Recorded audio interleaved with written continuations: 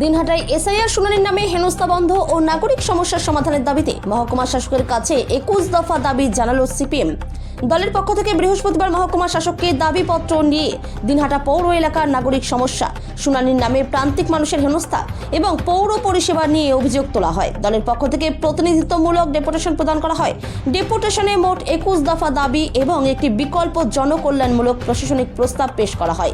ডেপুটেশনে উপস্থিত ছিলেন সিপিআইএম জেলা কমিটির সদস্য শুভ্রালোক দাস, দিনহাটা এরিয়া কমিটির সম্পাদক জয় চৌধুরী, দেবযানী মিত্র, তাপস চৌধুরী, মেহবুব রহমান সহ প্রমুখ। কোচবিহার থেকে সুমন মণ্ডলের report, big news Bangla. Dinhata area committee 21 দফা দাবি নিয়ে আমরা আজকে মহকুমা শাসকের নিকট প্রতিনিধিত্বমূলক স্মারকলিপি প্রদান করি। তার প্রথম যেগুলো দাবি সেটা হচ্ছে এসআইআর সম্পর্কিত। এসআইআরে হিয়ারিং চলছে এবং দারিদ্র মানুষরা তাতে হয়রানির শিকার হচ্ছে। এই বিষয়টা মহকুমা শাসককে বলা হয়। মহকুমা শাসক আশ্বাস দিল যে বিষয়টা সে যথাসম্ভবভাবে দেখার চেষ্টা করবে এবং কোনোভাবেই যাতে অরিজিনাল যারা ভোটার তারা যাতে ভোটার লিস্ট থেকে বাদ না পড়ে সে বিষয়টা দেখার জন্য আমরা অনুরোধ করছি। সে আশ্বাস দিয়েছে সে এই বিষয়টা দেখবে। আর বাদবাকি যে দাবিগুলো ছিল সেগুলো হচ্ছে দিনহাটা পৌরসভা বিষয়ক দাবি। যেহেতু আমরা দিনহাটা পৌরসভাকে অগণতান্ত্রিক পৌরসভা বলে চিহ্নিত করি, সেই কারণে আমরা পৌর প্রধানের কাছে স্মারকলিপি দেইনি, আমরা মহকুমা শাসকের কাছে দিয়েছি। সেটা হচ্ছে পানীয় জলের তীব্র সংকট চলছে 6 মাস যাবৎ, এটা যাতে অবিলম্বে কাটানো যায়। সেটা শব্দ এবং বায়ু দূষণ রোধ করার জন্য বলা হয়েছে।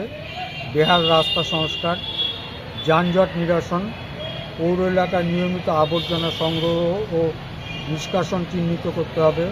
মশা নিধন সাফাই কর্মসূচি নিয়মিত চালু করতে হবে। বিল্ডিং প্ল্যান অনুমোদনে দুর্নীতি ও স্বেচ্ছাচার বন্ধ করতে হবে। হাউস ফর অল প্রকল্পে অনিয়মে তদন্ত করতে হবে। এই সমস্ত দাবিসহ মোট 21 দফা দাবি নিয়ে আমরা আজকে মহকুমা শাসকের নিকট স্মারকলিপি প্রদান করি। মহকুমা শাসক আমাদের বলে যে সেই বিষয়টা যথাসম্ভব কার্যকারী করার চেষ্টা করবে। আপনার নাম? আমার নাম জয় চৌধুরী। কিন্তু যে প্রক্রিয়াটা এসআইআর এর প্রক্রিয়াটা সেটা তো ভালো হওয়া দূরের কথা, ধীরে ধীরে আরো জটিল হচ্ছে। এই বিষয়টা কেমনভাবে দেখছেন, কি বলবেন? নির্বাচন কমিশন যখন এই এসআইআর প্রক্রিয়া শুরু করে প্রথম দিন থেকে আমরা বলেছিলাম যে সাধারণ মানুষকে হয়রানি করা যাবে না, কিন্তু কার্যত একের পর এক আমরা দেখছি নির্দেশিকা দেওয়া হচ্ছে খুব চাইল্ডিশ সুলভভাবে। একের পর এক নির্দেশিকা আসছে যাতে মানুষ হয়রানি হচ্ছেন।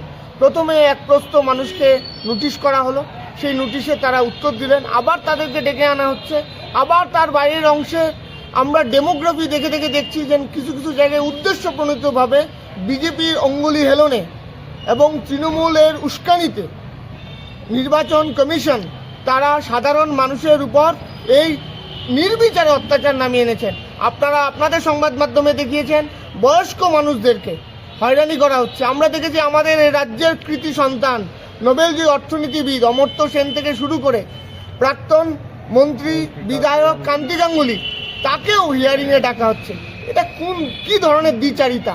যিনি বিধানসভায় আইন প্রণয়নের অংশীদার ছিলেন তাকেও আবার হিয়ারিংয়ে ডাকা হচ্ছে। ঠিক সেখান থেকে ছিটমহল এবং প্রান্তিক অংশের মানুষ, যত গরিব খেটে খাওয়া মানুষ তাদের কাছে কাগজ তত কম, এটা সবাই আমরা বুঝতে পারছি। কিন্তু নির্বাচন কমিশন এআই প্রযুক্তিকে ব্যবহার করে কিছু লজিস্টিক ডিসপিউট বের করে সাধারণ মানুষকে হয়রানি হচ্ছে।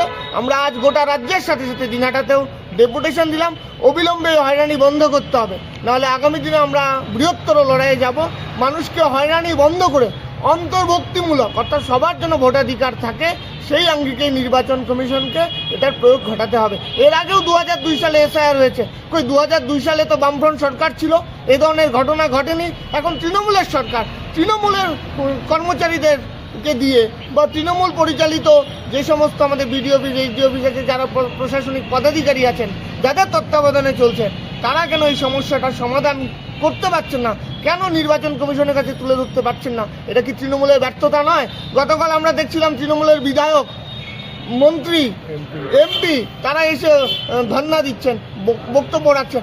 আসলে মানুষের সমস্যার সমাধানে তারা কি কাজ করেছে?